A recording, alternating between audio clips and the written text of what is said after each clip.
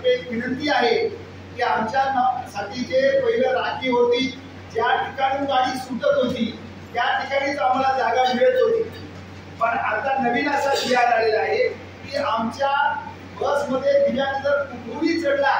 तर त्यांना 1, 2, 3, 4 हे 4 सीटा त्यांना राखीव दिल्याच पाहिजे असा नियम आहे। पण आम्ही जर विनंती केली तर तो प्रवासी उठत नाही आणि तो वाहकाने त्यांना सांगणं गरजेचं आहे। पण ज्यावेळेस आम्ही वाहकाला सांगतो, वाहक म्हणते जी माझ्याकडे आलेला नाही,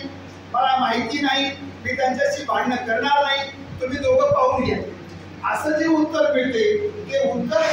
पुन्हा मिळू नये म्हणून आपण या ठिकाणी आगार व्यवस्थापक साहेबांना बोलवले आहे। तर आगार व्यवस्थापक साहेबांनी त्याची व्यवस्था करावी आणि आम्हाला खऱ्या ईश्वरपी दिव्यांगांना या ठिकाणी आमची जे राखीव शीट आहे ते मिळून द्यावं अशी त्यांना मी विनंती करतो।